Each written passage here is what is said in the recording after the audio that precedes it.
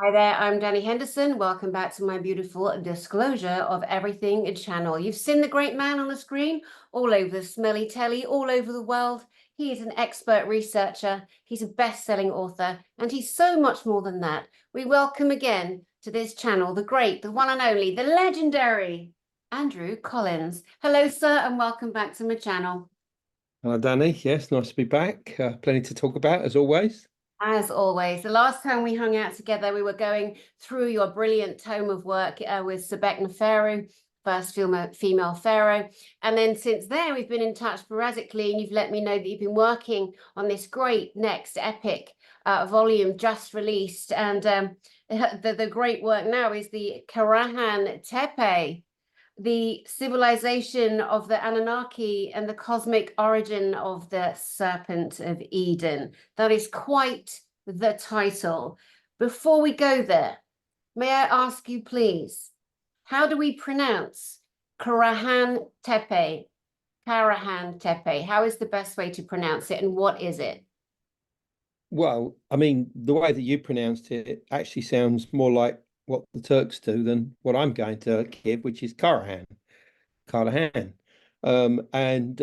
So really, we'll just stick with the British accent version of it for the time being, because whenever I go to Turkey, I'm carefully listening to how people, say things like Göbekli Tepe, Karahan Tepe, or any of the other key sites out there, and I always come home and forget. So at the end of the day, in Essex speak, because that's where I am, in the southeastern England, we say Karahan.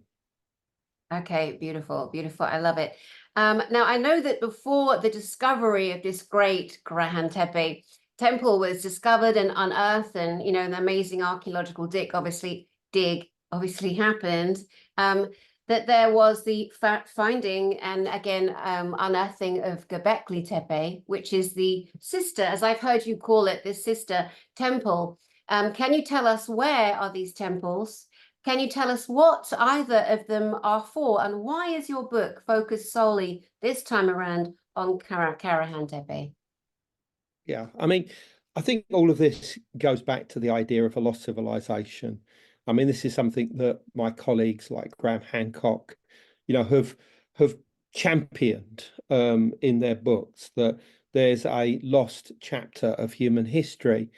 And this can be seen in the shared technologies and architecture and art and cosmology and religion and astronomy that's all the way around the world.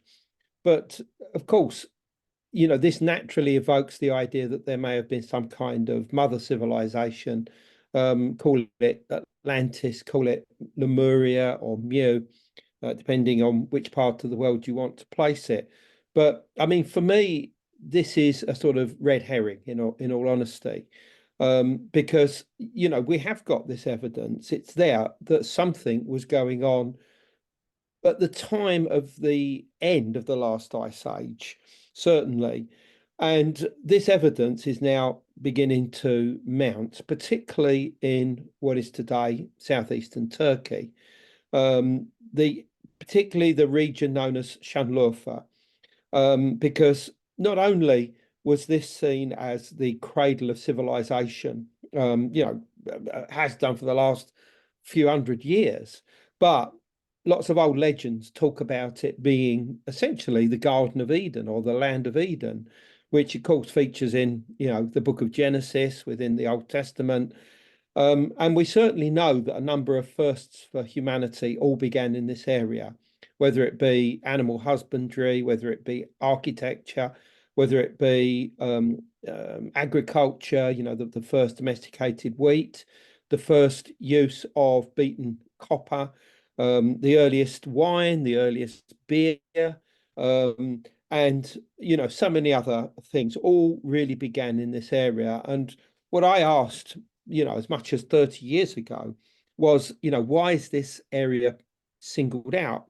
And there are legends of the sort of wisdom bringers that enter the area, that give humanity the rudiments of civilization. In Hebrew tradition, they're known as the Watchers and the Nephilim. And in Sumerian and Babylonian tradition, they're known as the Anunnaki, or the original term was the Anunna, the Anunna. And Anunna simply means those of the sky, essentially, or the sky people.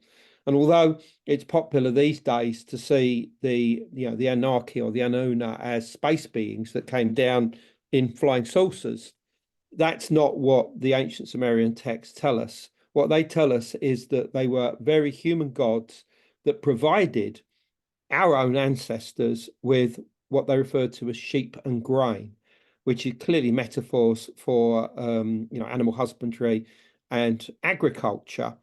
But it's also said that they helped us to kickstart civilization by being there when the first city-states were built in Sumeria. So these Anunnaki were said to have come from the region that we now know as southeastern Turkey. I mean, the area is a little bit more vaguer than that, but let's assume that that's the case.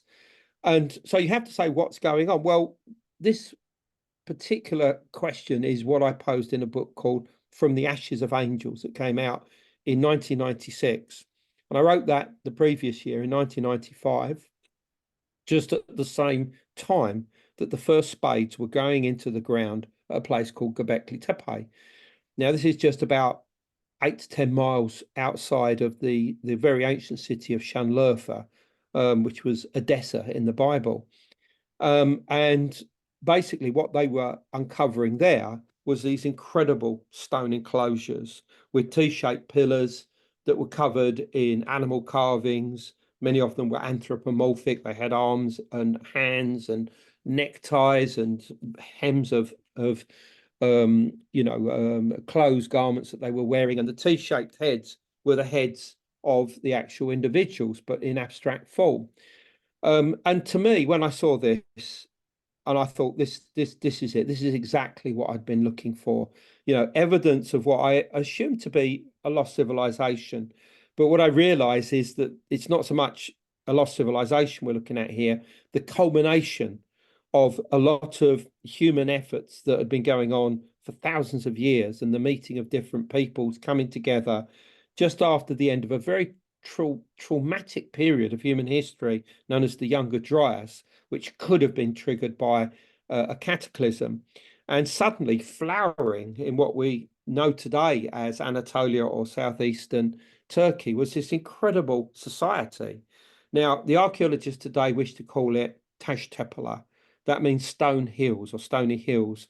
The stone is a reference to their predominant use of stone pillars, and the hills part of it, which is what Tepeler basically means, the occupational mounds, the tepes or hoyaks that all of this archaeology is found. They're like layer cakes of human activity. And Tas Tepeler is the name now for what I would now call the first post-age civilization, post-ice age civilization. And it consists of at least 12 sites, although many others are now under exploration.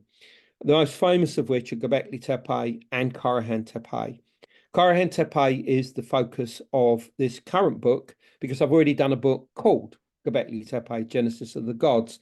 So this is in many ways, a sister book to that, as indeed Karahan Tepe is a sister site to Göbekli Tepe.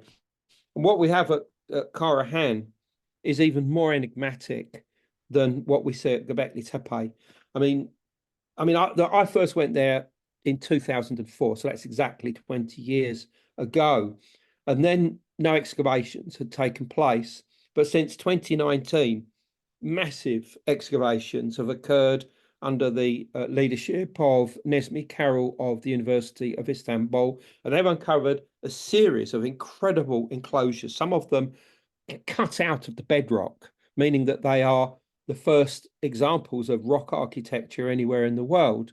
And within these, not only have they found the normal T-pillars and benches and whatever that they found, loads of weird portable statues of humans transforming into animals and whatever, but one particular shrine called the Structure AB, or the Pillar Shrine, has these 10 pillars cut out of the bedrock itself. And on the wall is this massive, giant human head, 3 times the size as any person living today, and it's on the end of a long serpentine neck with like lines across it, emphasizing its snake-like appearance. And all of this is cut out of the bedrock, and all of this is at least 11,000 years old. And this, as far as I'm concerned, is the evidence of these Anunnaki or the Anunna that are talked about in Sumerian mythology, those that preceded the civilization of the Sumerians, those who they could point towards the north of Iraq and say, the founders of our world came from over there. And this was the Tas Tepeler culture. And they were the ones that emerged right at the end of the last ice age.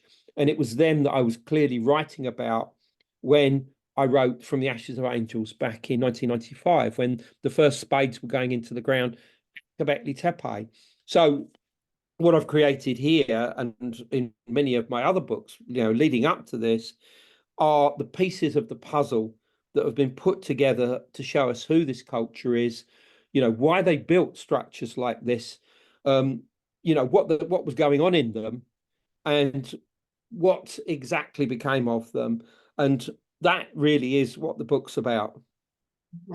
It's incredible. I love that. It's so important as we are, unearthing the full true history of our planet and our solar system, which is the endeavor of many people, certainly you, and certainly myself in the work that I do.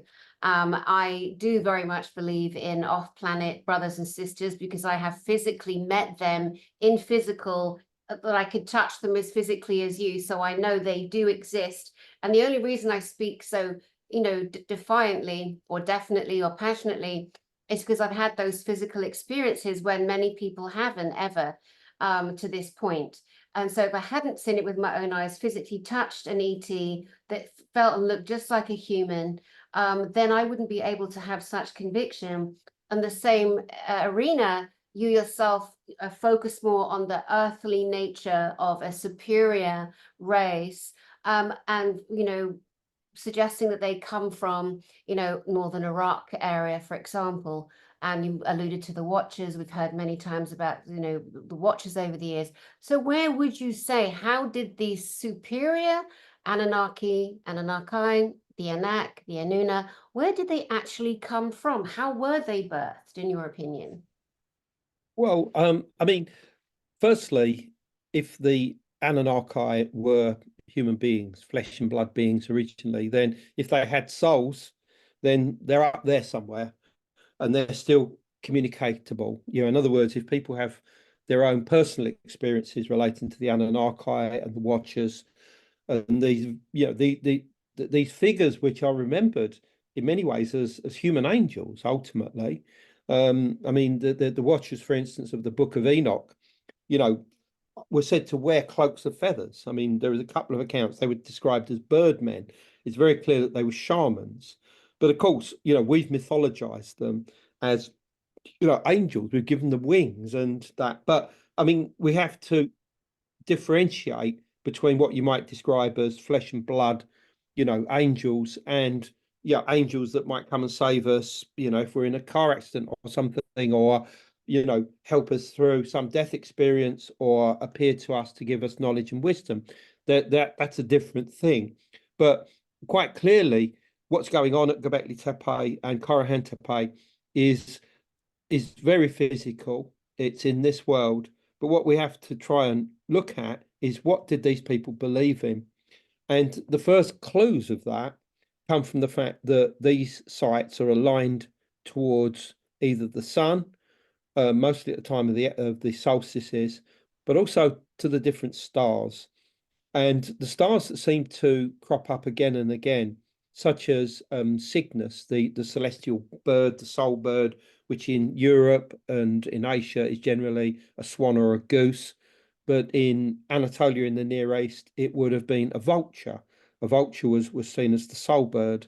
Is that, that all of these constellations, which also include Scorpius, for instance, that's another really important one that these shrines are aligned to, all link with the Milky Way. And the Milky Way would seem to have been seen as a pathway, often a river leading to the sky world. And it would seem that the people that created Tas Tepeler saw the Milky Way, not just as a pathway, but also as the body of a great snake or cosmic serpent, a serpent that encircled the world, what's known as the world-encircling, serpent. And the head of it is something that we call the galactic bulge, which is right in front of the stars of Scorpius. In the past, it was a big, bright area of the sky that would have looked like a light bulb, quite literally a celestial light bulb in the sky. This was seen as the head of this cosmic serpent.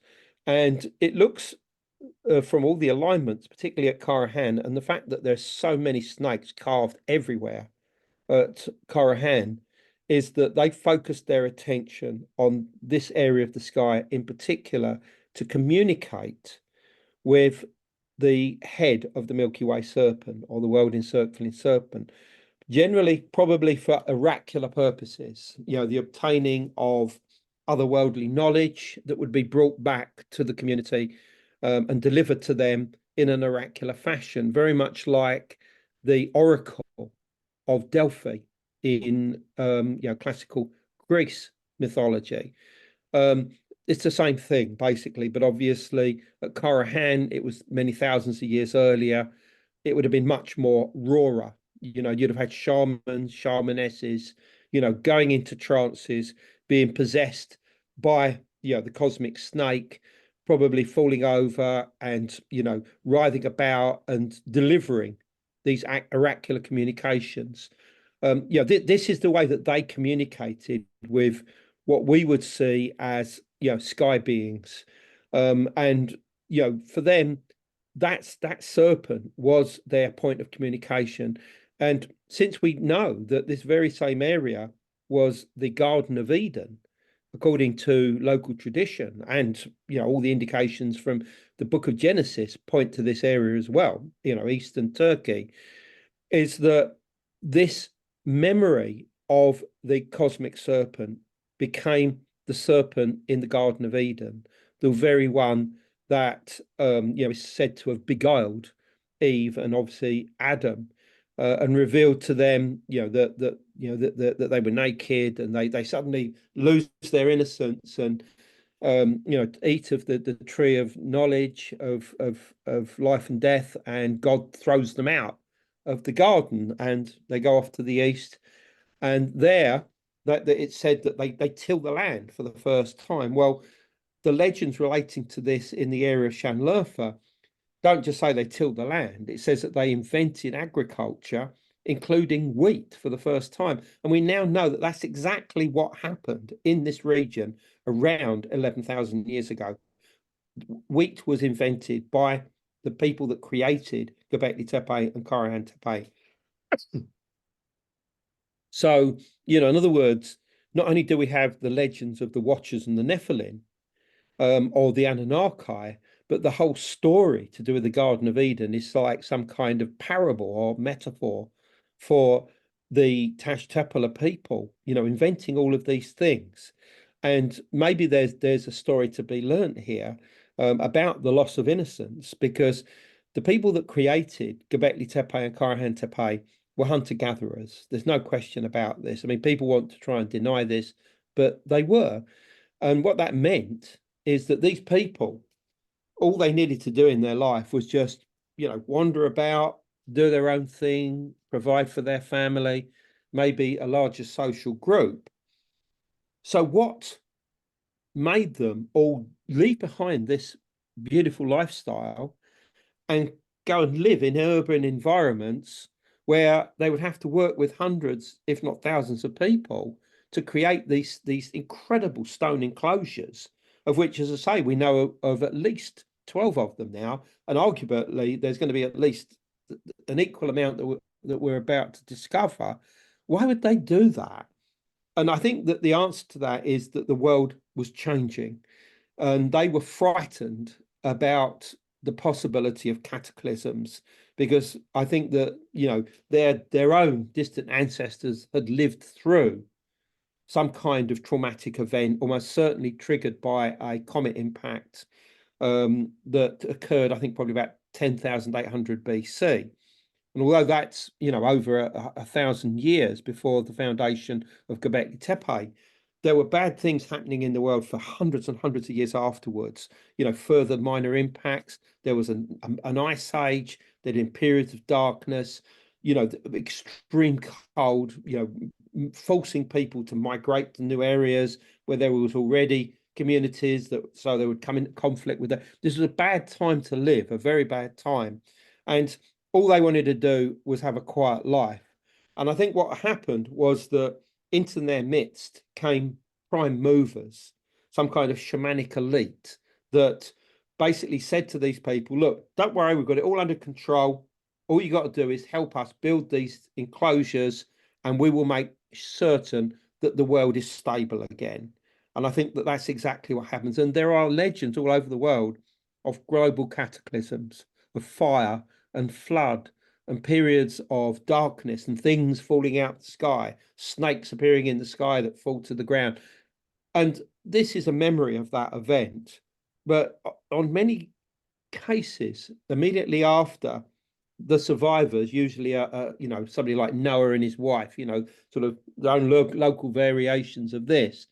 What's the first thing that they do after, you know, the sun comes out and everything's gone calm again? They build an altar to the god to say thank you.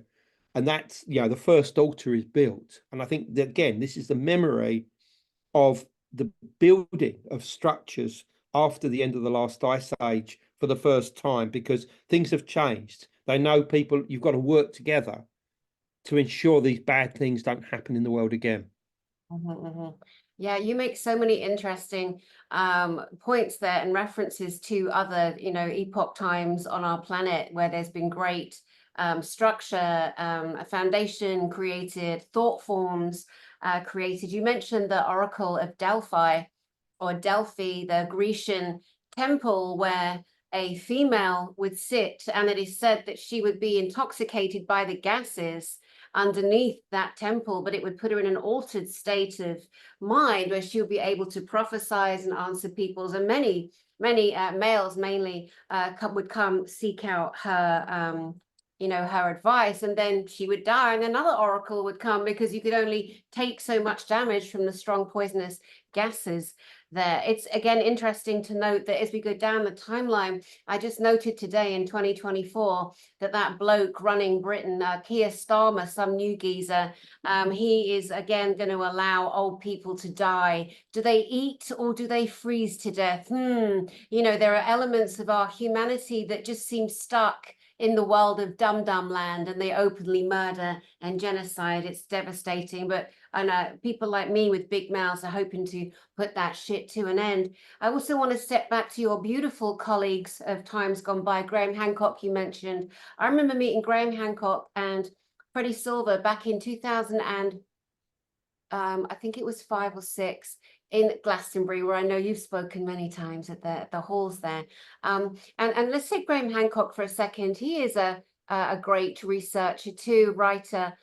He's been completely decimated on many levels since his Apocalypse series came out. I think it was on Netflix. He was absolutely, you know, assassinated on so many levels. And he, like you know, he's a great orator of history and research and archaeological, you know, discoveries. How do you feel? If you're comfortable to remark or not, you don't have to, but I thought it was interesting because you mentioned his name.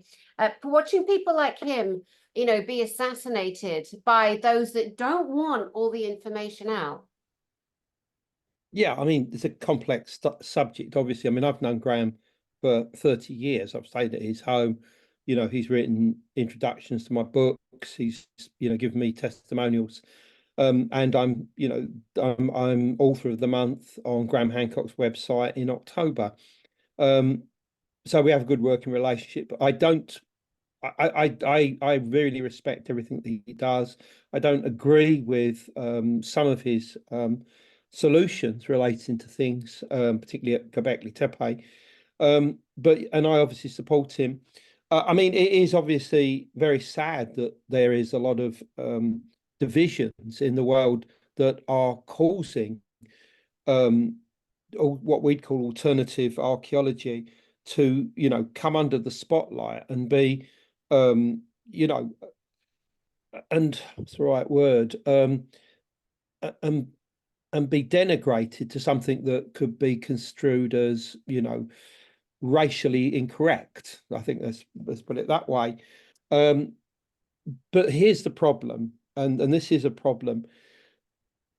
If you say that, that our civilization comes from a previous civilization, and you put the name Atlantis on it, whether it is Atlantis or not, if you call it Atlantis, because of Victorian views on what Atlantis was, which was like this utopian realm where ruled by these people called the Great White Brotherhood, and that you see that as going out into other parts of the world and landing in areas where you only have indigenous peoples, and these wisdom bringers are then tell the people what to do. Unfortunately, what this does is to take away the individuality and the achievements of the indigenous cultures.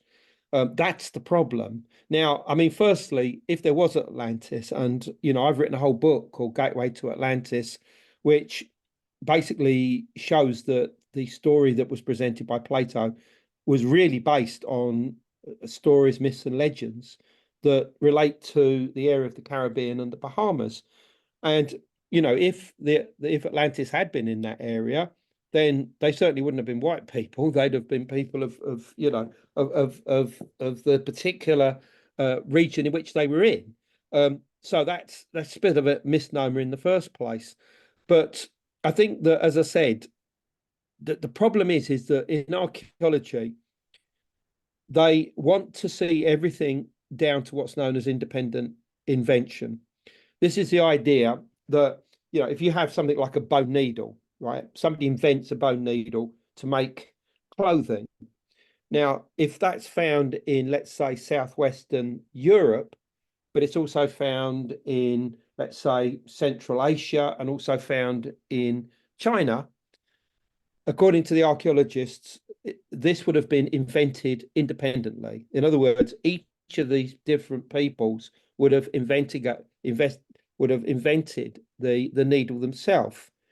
But what can be easily shown, and I did so in a book called The Cygnus Key, is that the invention of the needle begins in the area of Siberia about 45 to 50,000 years ago, and can then be traced like a wave of technological understanding into all of these different parts of the world. In other words, somebody had a needle and they moved on and showed it to somebody else, said, "Oh, that's nice. How do you make those?" And then the same thing would happen again until it reaches, Southwest Europe. It wasn't a case of independent invention. And the reason why archaeologists want this is because it takes away the individuality of the peoples of a particular place. In other words, they're too thick to invent needles themselves. Now, that's the situation, I'm afraid. And just thank God for things like genetics, because what genetics is showing is that, people do move around a lot. Peoples in Mongolia and Siberia, did end up in places like Russia and Eastern Europe. And people there ended up going eastward into the Americas, etc. And this migrational movement is something which is shunned by archaeologists today. They can't handle the idea of migrations. And, one group who is superior to another coming into an area, whether it's either peaceful or violent, of taking over a particular society and bringing their pre-existing ideas of technology and innovation to them. Amazing. Again, I love your your kind of stance on the individual, because you are definitely very much an individual, you know, expert, researcher, explorer, historian, author, and so many other labels too. And you're always interesting and funny, like you know, you're British, you love the banter, but I love how you stand your ground in your beliefs, which is, you know, refreshing as well. And you're good at talking through your points to make it more understandable for people who are coming, you know, into your realm, because there's so much competition.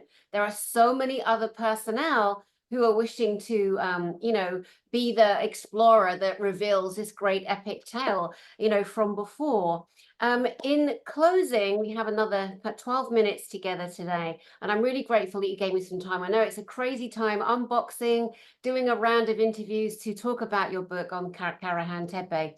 But as you have done books on both Göbekli Tepe and now Karahan Tepe, can you briefly give us, in your opinion, the differences between the two great temples that are right up against each other, aren't they? Yeah, I mean, I think Göbekli is about 25 miles away from Karahan towards the northwest. And the difference is, as far as I can see at the moment, is that Göbekli Tepe seems to almost be like a cathedral, you know, like a Catholic cathedral full of different altars, different chapels and things like that, you know, maybe as they would be to different saints and whatever, you know, in a Christian edifice. Whereas what's going on at Karahan is far darker and deeper. And what I mean by that is that this wasn't a place where I think people were just coming just to celebrate life or death or whatever it was. These people were trying to find the source of everything. You know, they were trying to connect with what they saw as the very beginnings of life, basically. You know, they believed in an afterlife, they believed in a sky world. That's very clear from the carved art and the symbolism, you know, on the different stones. And that they believed in the transformation of the soul. You know, you've got statues at Karahan Tepe of human figures with like animals on their back, clearly a symbol of transformation, of shamanism. So they obviously believed, excuse me, that people were able to come out of their body and go somewhere else, go into otherworldly environments, and to learn, you know, what was out there, and to communicate with the intelligences that were involved, and to try and get to the bottom of, you know, who we are, where we came from, you know, and what life is all about, you know, the so-called ontological subjects. And I think this is something that had been there before, but at Karahan Tepe, they were really pushing the boat out, really. And I believe that they saw the galactic bulge, you know, the very central area of our own Milky Way galaxy, as the head of this cosmic serpent. And they were communicating with that. And when I say communicating, you know, what exactly they were communicating with, we don't know, but they believed that they could communicate with this cosmic serpent through the head. For them, the head symbolized the soul. You know, our own heads, our own skulls were the symbols of the human skull. They were cut off at the point of death.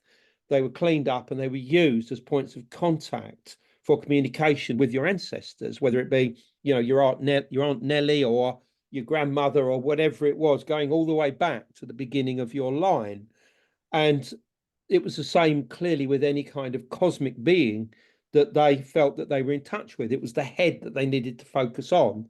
But what's so interesting here is that that galactic bulge corresponds to the center of our own Milky Way galaxy. And of course, we know that there you have a supermassive black hole, and that theories exist today suggesting that that black hole may actually be intelligent, you know, and could be a living being in its own right, one perhaps that controls everything that it creates. In other words, all of the atomic matter that has congealed to create the different, you know, systems, star systems and planets and whatever, are in some way the product of this being, really, and that it looks after its own. And is it possible, therefore, that the people at Karahan Tepe really were aware of some kind of omnipotent deity that we would call God itself, you know, and were they in touch with some kind of localized form of God? Well, what's so interesting is that the ideas at Karahan Tepe eventually will go on to influence the Orphite Gnostic sects of late antiquity and Roman times that would also venerate the cosmic serpent as the creator of the world, the so-called demiurge, on behalf of the true God, you know, that was like this invisible sun that existed, you know, in some kind of supernal realm. This is what the Gnostic peoples believed. And what I show in the book is that all of these ideas, I believe, came originally from the Tas Tepeler people that created Karahan Tepe as much as 11,000 years ago.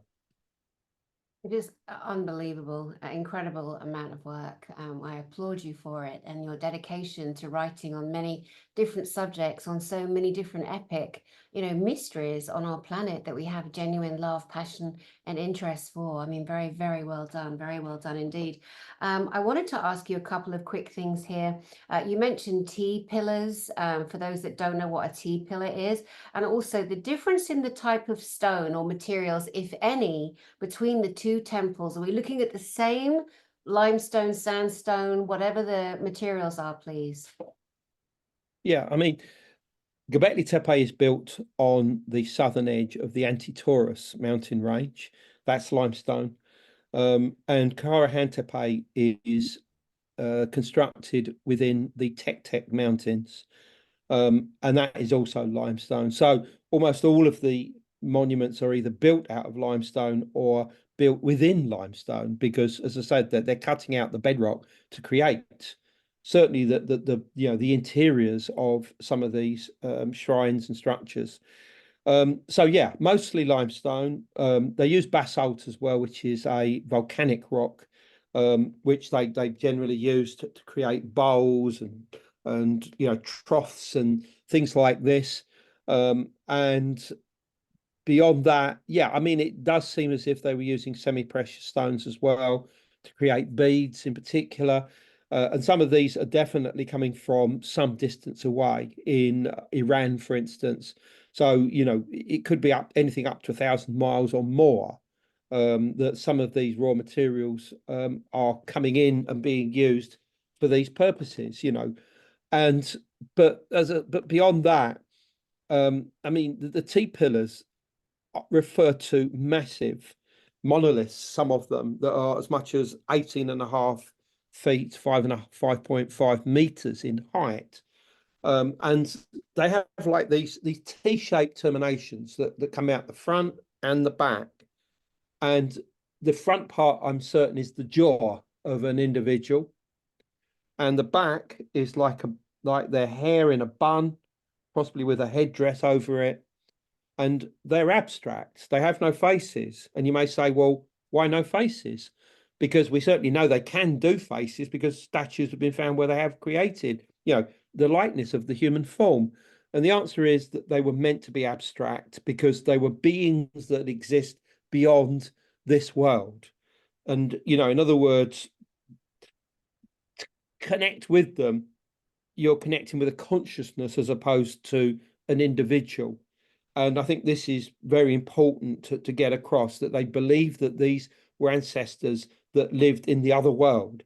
And, you know, that there were ways of communicating with them, probably through shamanism, altered states of consciousness, probably psychedelics, but that they existed in another realm. They were almost untouchable, but through some certain processes, we could still communicate with them. Beautiful. Now, I know that you lead wonderful, exciting explorations to Turkey, for example. My friend Elena Danan actually came on one of your events. I think it was last summer, not this summer, but last summer. And I had a wonderful time and came back to tell many tales and insights into her own experiences there too. So let us know, number one, most importantly, what this whole conversation really is the focus of, which is your new book on Karahan Tepe, how we can get your book, but other conferences you're speaking at, and how we can join you on one of your tours. Sure. Yeah. Well, the tours that I join are organised by my good friends Hugh Newman and JJ Ainsworth as part of what's known as Megalithomania. And we go out twice a year to Turkey, and these are voyages of discovery. I mean, new things are discovered every time we go out there. They're not, there's no laying on the beach sunning yourself, I'm afraid. These are proper archaeological explorations. We're going out just in a few days' time on the next of these, focusing mainly on Eastern Turkey, which is what we do in September. But then next May, we're doing the whole of Turkey, everything from Istanbul to the Hittite cities, to Çatalhöyük, to Konya and the whirling dervishes, through to the area around Şanlıurfa, Göbekli Tepe, Karahan Tepe, and then right out to the very beautiful city of Mardin in the eastern part of the country. So, if anybody wants to come along on these, come along, go onto my website, which is andrewcollins.com, all as it sounds, just andrewcollins.com. And all the details of these tours are on there. There's introductions to the book on there.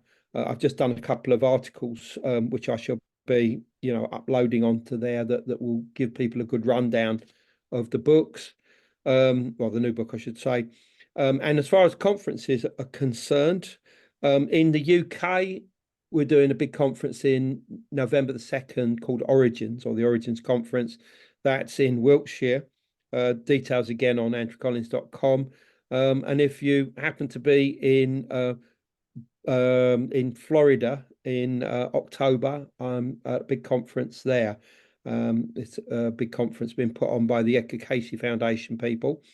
And hopefully see some of you either side of the pond, either in Britain or in the States. And next year, well, we'll have to wait and see. Excellent, excellent. Andrew Collins, thank you, sir, for hanging out with me on my channel again, talking about yet another of your historical books and adventures. Thank you so much, sir. See you again, I'm sure, at some point soon. And to you guys out there, you always talk about, what can I do? I want to get on a mission. I want to find out more. Then go to andrewcollins.com. It's that simple, andrewcollins.com, and go look at the adventures that he's created and is leading. And you yourself might find yourself exploring Turkey. You never know. It's there to be had. And we got to have these wonderful, adventures. Just very quickly, Andrew, last week I went with Andrea Fowkes, and we went to stay in the stone circle at Avebury. I'd wanted to go and stay in the lodge, the ancient lodge that faces the stone circle for years, for like 20 years. And I did it last week, and it was great.